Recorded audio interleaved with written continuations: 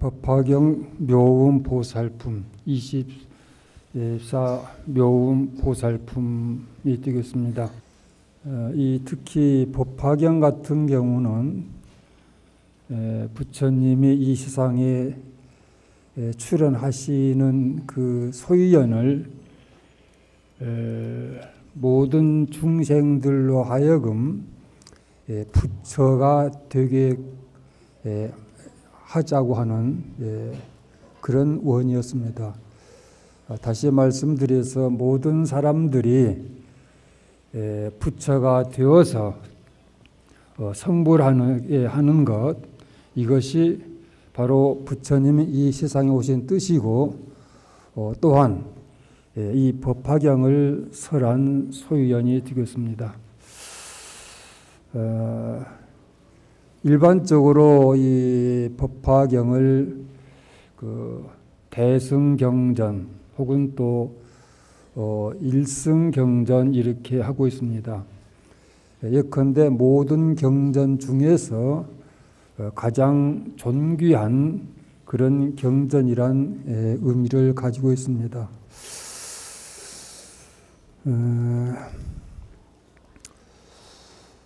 서두에 보게 되면은 이렇게 서술되고 있습니다. 석가모니 불께서 대인상인 육계상에서 광명을 놓으시고 또 미간의 백호상에서도 광명을 놓아 동방으로 108억 나유타 항아의 모래 같은 여러 부처님 세계를 비추었다라고 했습니다.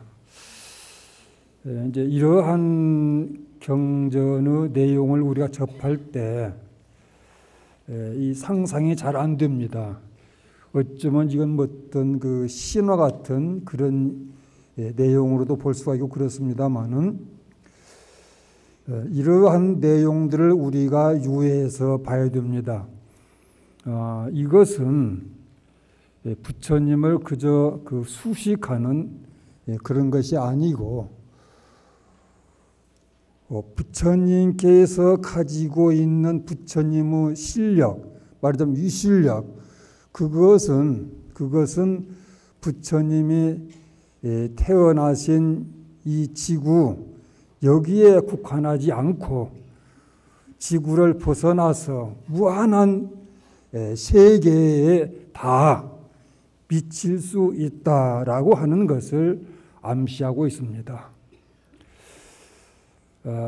108억 나유타라고 그랬습니다. 108억 나유타. 108억 나유타라고 하는데 이 나유타라고 하는 것은 인도에서 그 수량의 단위를 얘기하고 있습니다.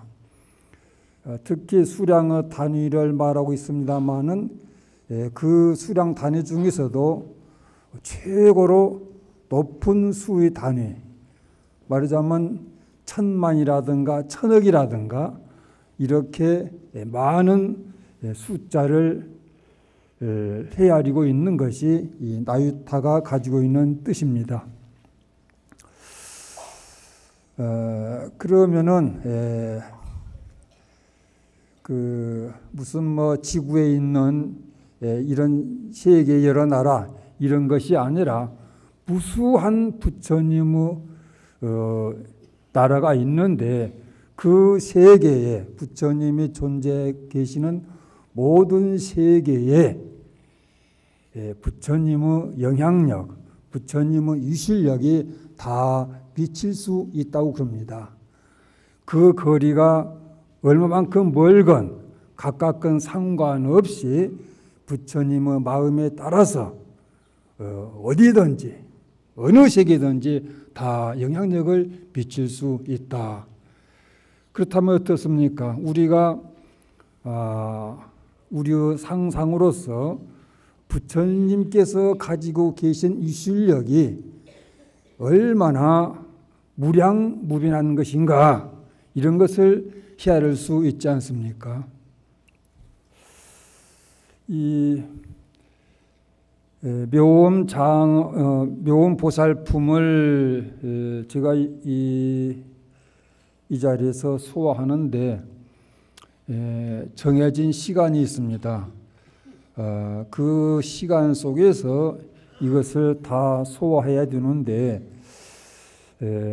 그러다 보면은 그 긴 내용을 가지고 하다 보게 되면은 도중에 끝나버릴 수가 있어요.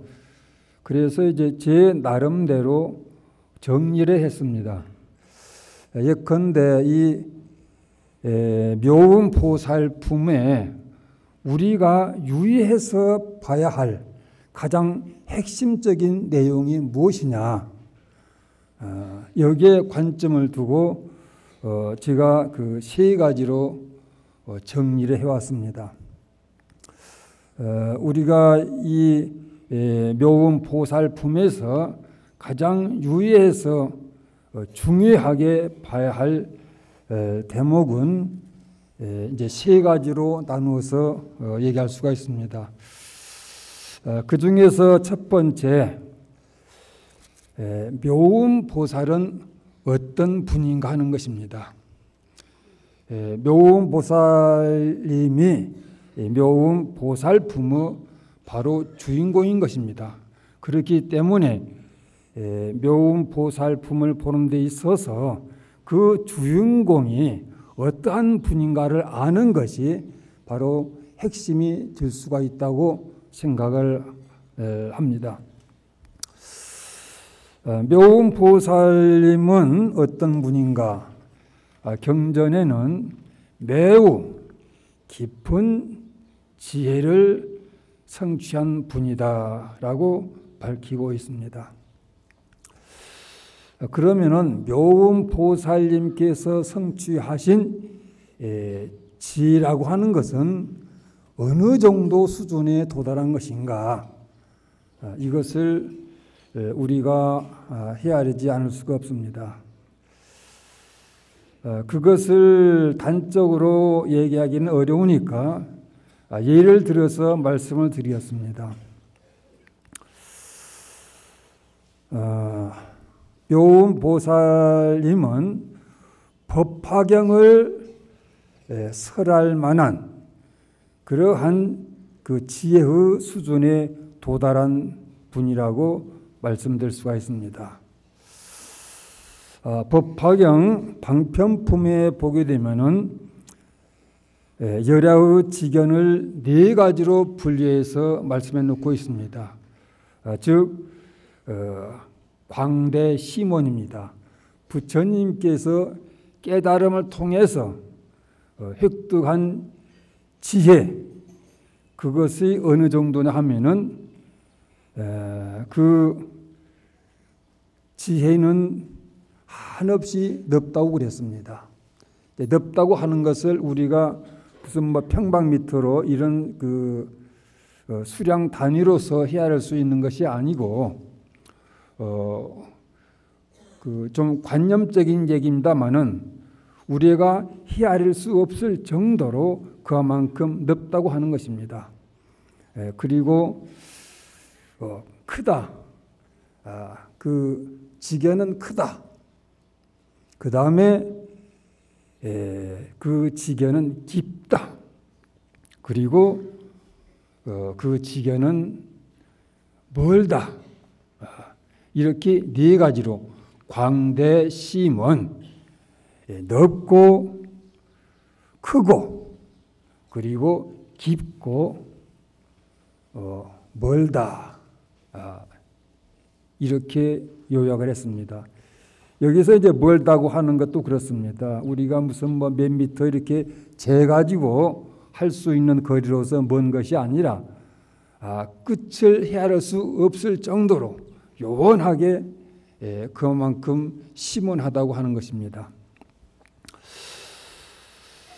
그리고 이와 같이 부처님의 그 깨달은 지견이 광대심원하기 때문에 그것은 누구도 헤아릴 수가 없다고 그랬습니다.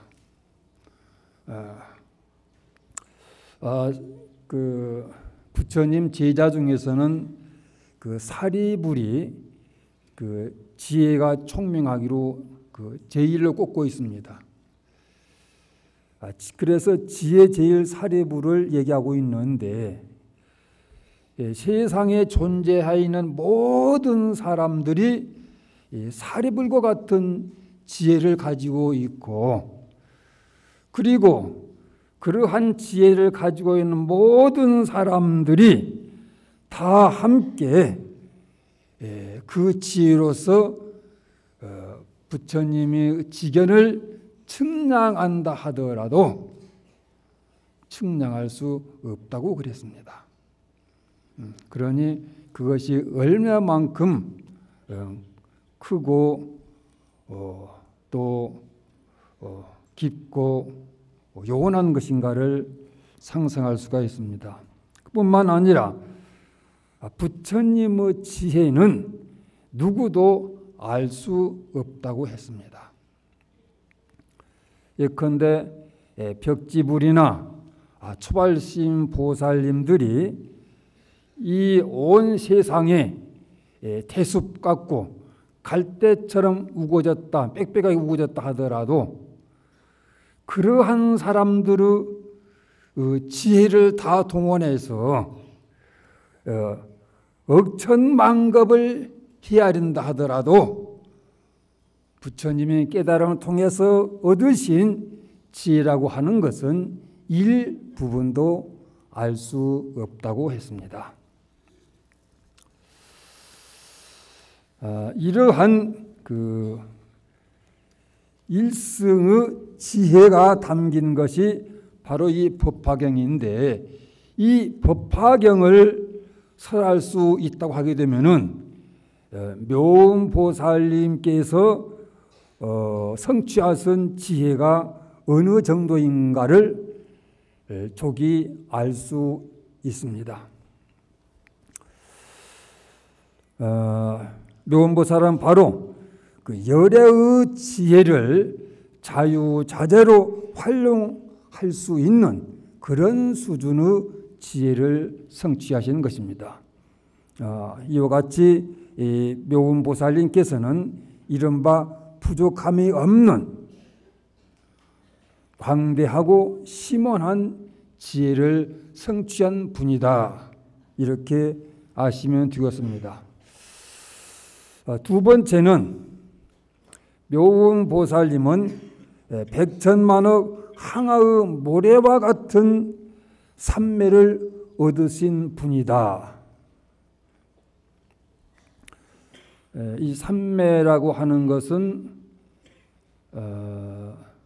오랜 수행을 통해서 얻은 마음의 힘을 일컫고 있습니다. 수행이라고 하는 것은 마음을 따라가는 것이 아니라 우리의 의지에 의해서 그 마음을 다스리는 것입니다. 이와 같이 수행적 의지에 의해서 마음을 다스려서 어느 수준에 이르게 되면은 내 마음을 내 마음대로 다 조복을 할 수가 있습니다. 예컨대 야생마 같은 그런 말도 오랜 기간을 통해서 길을 들이게 되면은 내가 가고자 하는 방향대로 가게 할 수가 있고 또 내가 가고자 하는 어떤 속도에 맞게 말을 조종할 수가 있고 그래서 그 말을 내 마음대로 조종할 수가 있습니다. 그와 같이 마음이라고 하는 것이 종잡을 수 없고 걷잡을 수 없고 이와 같은 속성을 가지고 있습니다마는 수행이라고 하는 의지를 통해서 오랜 동안 길들이고 그리고 다스리게 되면은 그것이 어떤 힘을 얻게 되어서 마음을 완전히 조복하고 그리고 마음이 조복된 상태에서는 내 의지에 의해서 내 마음대로 할 수 있는 그런 경지에 도달하게 되는 것입니다. 그랬을 때 내 마음은 내 의지에 의해서 힘을 발휘할 수가 있는 것입니다. 예를 든다면은 신문지 한 10장을 이렇게 펼쳐놨다고 가정해 봅시다. 그러면은 거기에 바람이 불었을 때 그 신문지라고 하는 것은 그 바람의 힘에 의해서 낱낱이 흩어질 것입니다. 이리 불리고 저리 날려가고, 그래서 어떤 신문은 물에 빠지기도 하고, 어떤 신문은 구겨지기도 하고, 어떤 신문은 무엇에 부딪혀서 찢어지기도 합니다. 이러한 신문이지만은 그 신문을 돌돌 마는 것입니다. 그래서 신문지가 겹겹으로 해서 틈이 없이 말게 되면은 그것은 단단한 작대기와 같이 그런 견고함을 이룰 수가 있습니다. 그렇게 되면은 어떻습니까? 그 신문지가 견고한 힘을 가질 수가 있어요. 그리고 그러한 상태에서는 바람이 분다고 해서 날릴 그런 것도 아니고, 바람에 날리지 않기 때문에 물에 빠질 염려도 없고, 무엇에 부딪혀서 찢어질 일도 없고, 그리고 구겨질 이유도 없게 되는 것입니다. 우리의 일상적인 마음이라고 하는 것도 다스리지 않게 되면 신문지처럼 그렇게 이런저런 것의 객관적인 영향과 자극에 의해서 팔랑거리고 뒤집히고 구겨지고 물에 빠지고 이렇게 될 수밖에 없지만은, 내 의지에 의해서 그러한 마음을 다스리는 것입니다.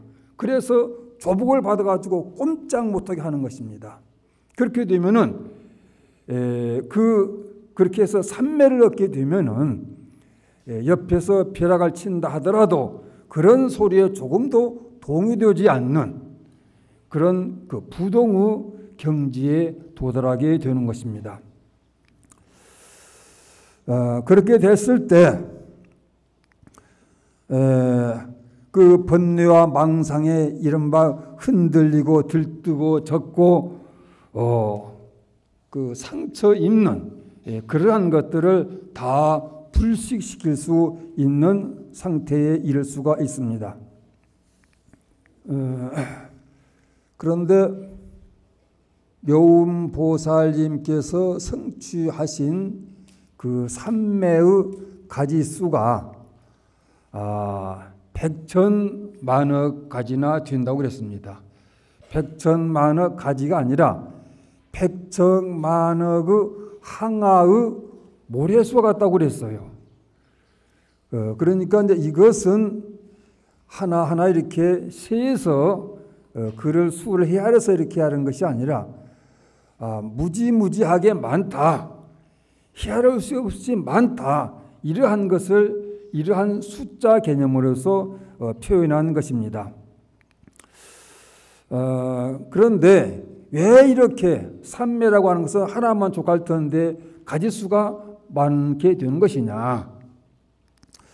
그것은 이제 우리들의 마음을 산란케 하는 것, 그러한 대상들이 많습니다. 그리고 또 마음을 산만케 하는 그런 대상들도 많습니다. 또 우리의 마음을 나약하게 하는 것, 또 흔들리게 하는 것, 혼미케 하는 것, 어둡게 하고 어리석게 하는 이러한 번뇌 망상을 야기시키는 객관적인 상황이라든가 조건이라든가 산 같은 것들이 헤아릴 수 없이 많습니다. 그러한 까닭에 그러한 사안마다 그런 것에 의해서 마음이 흔들리지 않는 상태에 이르게 하려면 어떻게 되느냐? 삼매를 이루어야 한다고 하는 것입니다. 그러다 보니까 이 삼매수가 100,000,000억 가지나 된다고 볼 수가 있는 것입니다.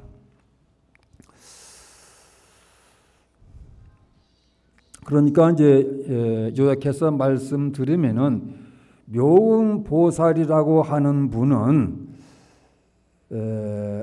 일체 모든 번뇌라든가 망상 같은 것을 묘음보살님의 의지에 의해서 동요를 받지 않고 다 조복할 수 있는 경지에 도달했다라고 이해를 하면 되겠습니다. 그런데 이제 그런 묘음보살님의 삼매를 생각하면서 우리 수준을 한번 생각해 보시죠.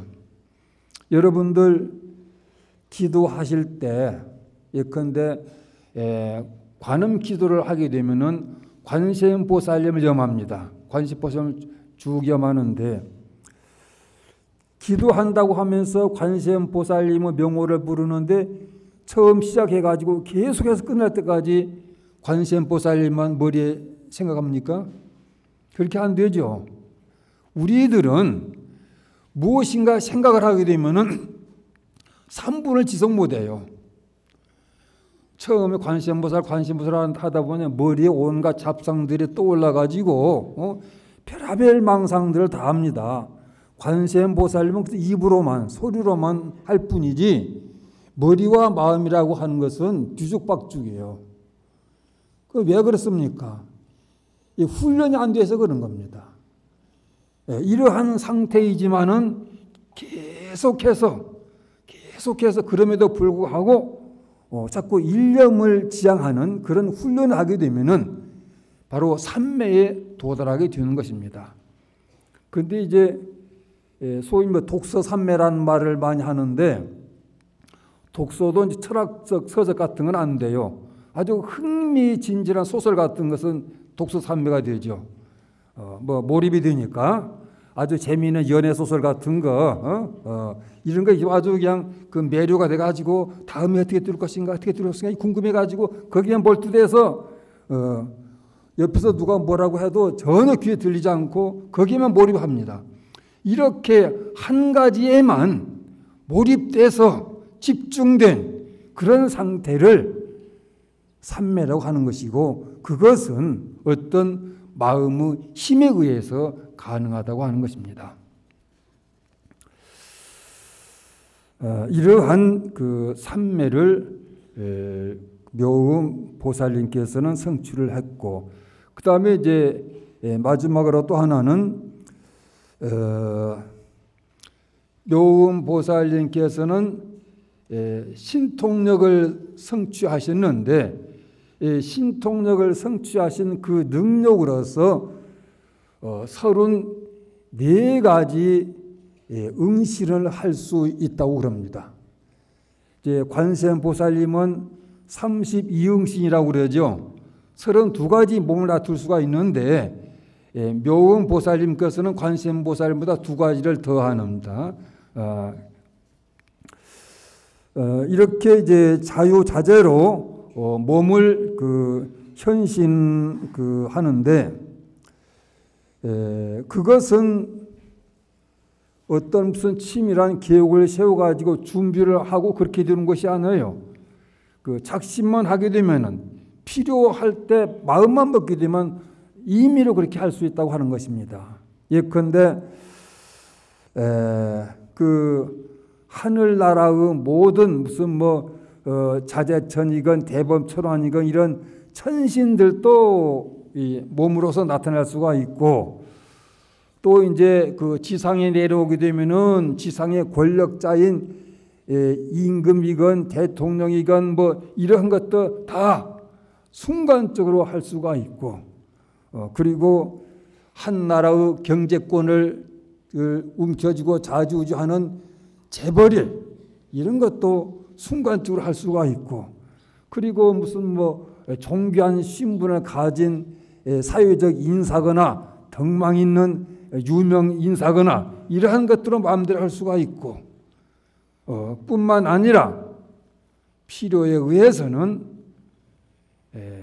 보살님이건 또 부처님이건 그 성문 영각이건 얼마든지 이렇게 자유자재로 몸을 놔둘 수 있다고 했습니다. 그러면 그 묘음 보살님께서 34응신을 하는데 그것은 무엇 때문에 하는가?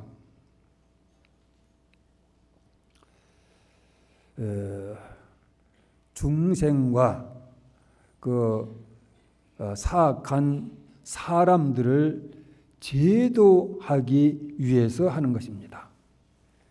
일테면 일신의 영달 위해서라든가 또 자기 어떤 명예를 드러내기 위해서라든가 또 남들한테 어떤 과시욕을 보이기 위한 이러한 것이 아니라 어리석은 사람들을 깨우쳐서 지혜로운 사람이 되게 하고 그리고 자꾸 고통만 악업만 지는 사람들을 깨우쳐서 선업을 져서 고통에 벗어나도록 한다라든가 이렇게 중생들을 제도하는 데 필요하다고 느낄 때 이와 같이 여러 가지 현신을 할 수 있다고 하는 것입니다. 이상과 같이 묘음보살님은 세 가지를 성취한 분인 것입니다. 첫 번째, 지혜를 성취하셨고 두 번째는 백천만억의 삼매를 성취하셨고 세 번째는 신통이 자제한 말하자면 신통력을 성취하신 것입니다.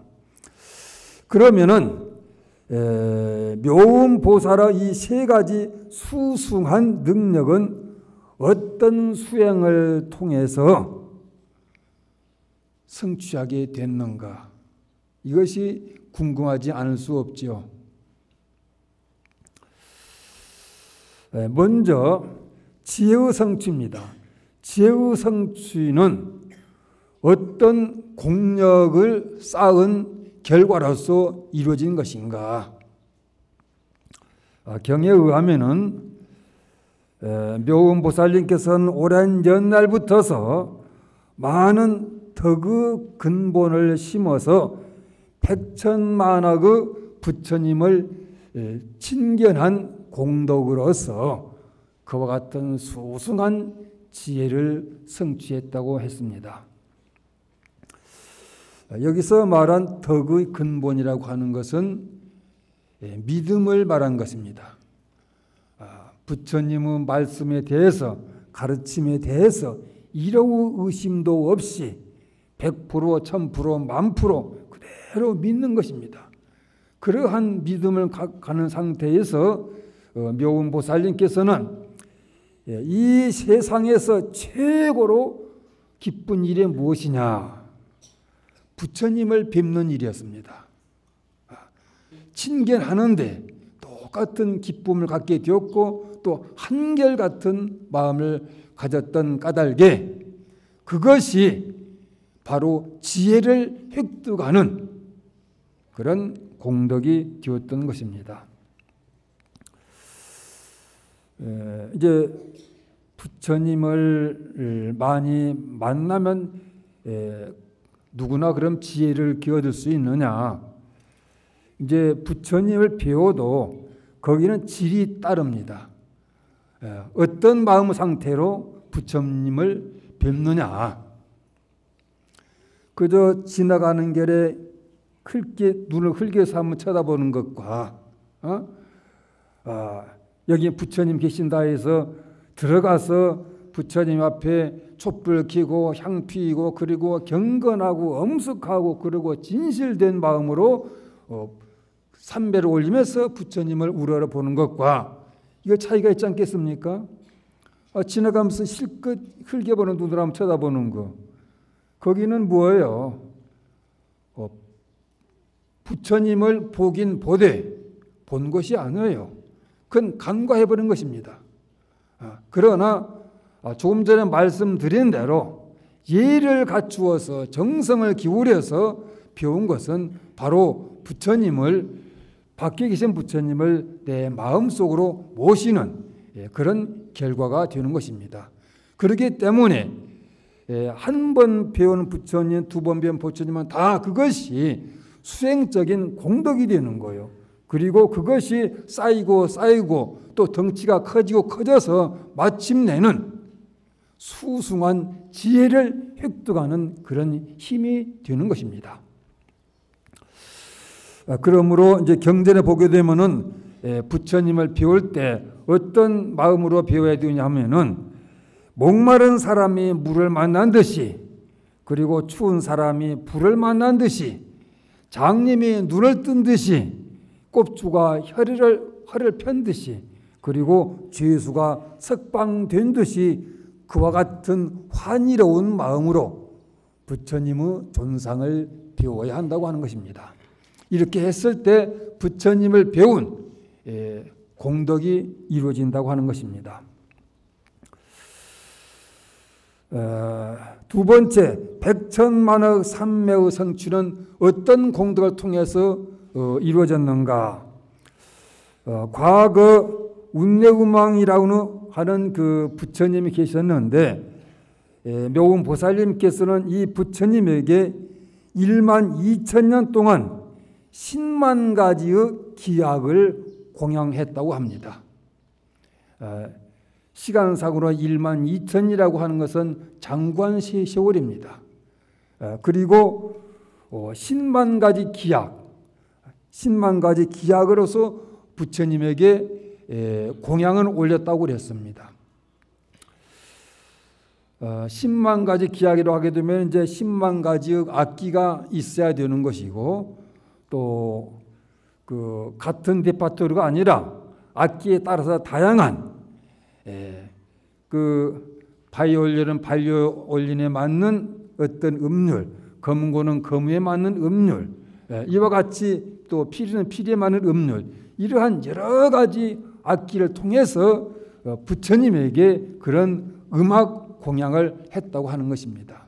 그 1만 2천년 동안 그것도 가지수가 10만 가지가 넘는 이러한 것을 부처님께 공양을 한 그 공덕으로 백천만억의 삼매를 성취했다. 말하자면 부동심, 이런저런 번뇌나 망상이나 객관적인 어떤 자극에 의해서 마음이 동요되고 정신을 뺏기고 이런 상태가 아니라 어떤 경우 어떤 환경이 있었든지 내가 가져야 할 정신, 내가 가져야 할 마음, 내가 가져야 할 자세를 조금도 흐트러지지 않게 사는 그런 사람이 되게 했다고 하는 것입니다.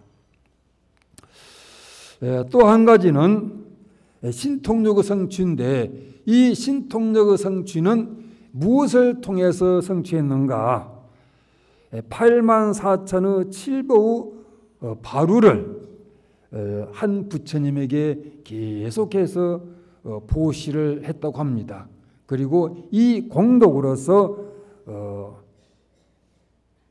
자기 뜻에 따라서 몸을 놔둘 수 있는 그런 신통력을 성취했다고 그랬습니다. 8만 4천의 그 칠보 바루라고 그랬습니다. 8만 4천의 칠보 바루를 부처님에게 보시를 했는데, 그것도 부처님께 칠보 바루를 보시한 것이 이 세상에서 그에게는 최고 가치 있는 일로 인식이 되었던 것입니다. 그렇기 때문에 처음 한 번 했을 때와 그리고 8만 4천 번 했을 때와 그 마음이 똑같다고 하는 것입니다. 보시하는 마음은 이와 같이 어떤 기쁜 마음으로 하되, 처음 시작할 때와 끝날 때 마음이 한결 같아야 하는 것입니다.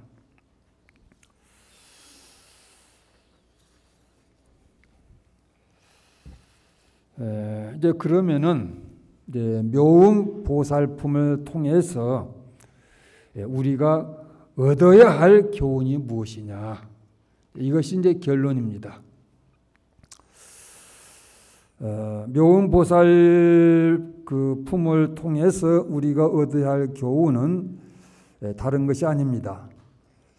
우리가 성취하고 싶은 원이 있는 사람은 묘음 보살님처럼 꾸준히 정진하라고 하는 것입니다.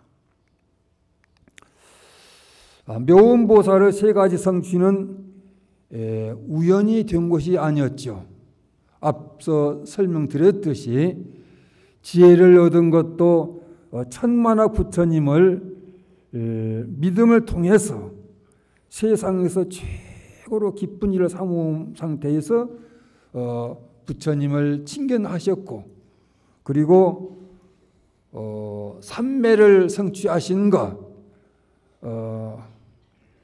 여러 가지 기약으로서 공양을 올린 그 공덕으로서, 그리고 삼매를 성취하신 것, 그것도 자기가 노력한 바에 의해서 성취가 된 것입니다. 이와 같이 묘음 보살님께서 성취하신 것은 절대 우연히 된 것이 없습니다. 한 가지도 없습니다. 다 자기의 꾸준한 노력에 의해서 어떤 성과를 이뤘고, 그 성과의 그 덩어리가 커지고 커져서 마침내 완전에 이루는 그런 결과를 이루어냈던 것입니다.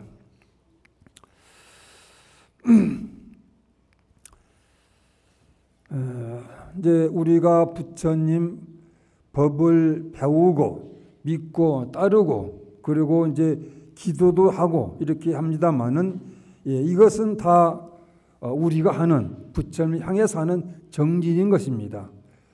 그런데 이러한 정진이라고 하는 것은 이제 비유를 들어서 말씀드리면은 이런 것과 같습니다. 저 시골을 가게 되면 저수지가 많이 있죠. 그 저수지는 그 물의 용도가 있기 때문에 그 제방을 높여가지고 물을 저장합니다. 그리고 이제 그 밑에 있는 그 논에 그 시기에 따라서 이제 수급을 하게 되는데, 우리가 정진한다고 하는 것은 마치 그 저수지 밑에서 이 수로를, 물이 나에게로 올 수 있는 수로를 개설하는 것과 같습니다. 그 정진이 수로를 개설한 것 같은데 어떻습니까? 수로 저수지 바로 밑에 있는 논은 어떻습니까?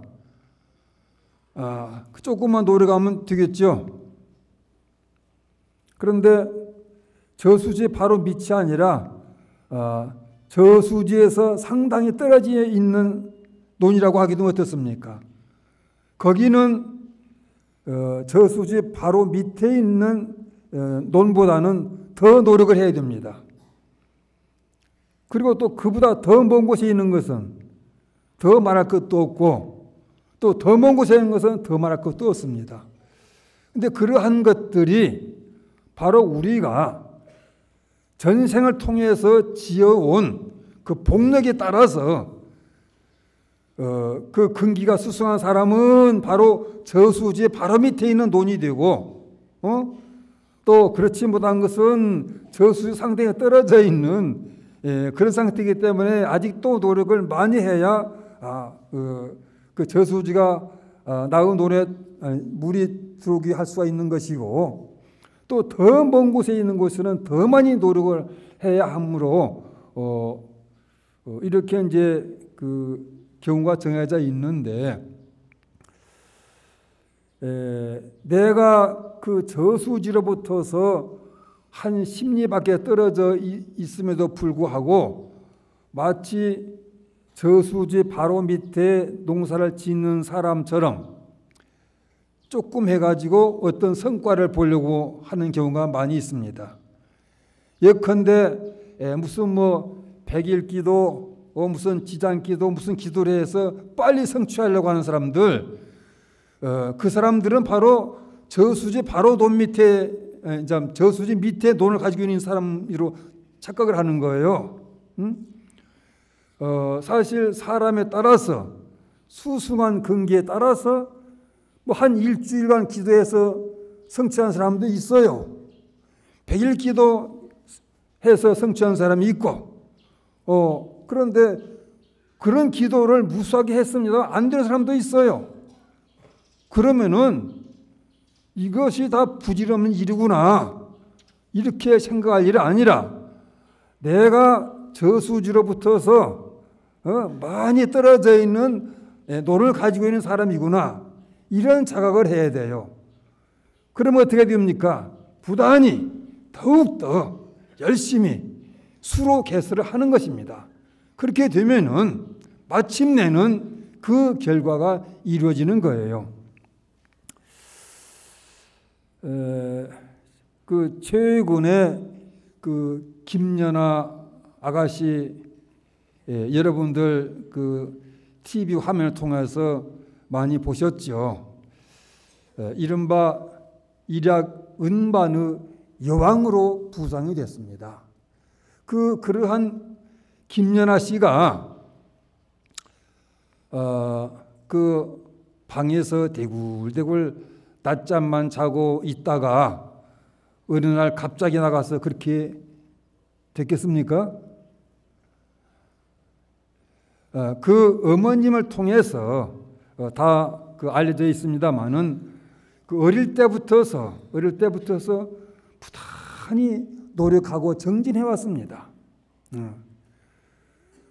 그러한 남모른 그런 정진과 노력의 결과로서 지난번에 그 세계 무대에서 우승을 하게 된 것입니다.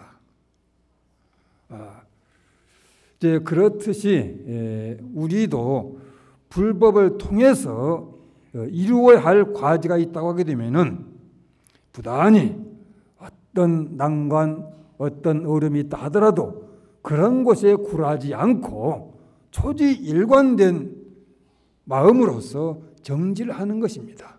그렇게 하게 되면은 그것이 언젠가는 반드시 결실을 맺게 되는 것입니다.